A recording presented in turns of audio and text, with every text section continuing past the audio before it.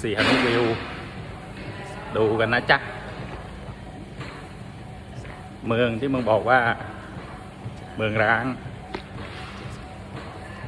นะภาพในสดร้อนๆดูและคิดนะคิดก่อนเหมือนที่กูบอกนั่นแหละนะไม่แน่นะอีก5 ปี 10 ปีเนี่ยพวกมึงอาจจะต้องมาดูงานแล้วนะอันเนี้ยกูพูดเป็นเรื่องจริงกูไม่ได้ปั้นสงสารพวกมึงไม่ใช่อะไรหรอกแม่งเหมือนกบอยู่ในกะลาเนี่ยไม่เคยออกมาสักทีเลยจินตนาการกันไปแบบโหสุดยอดนะ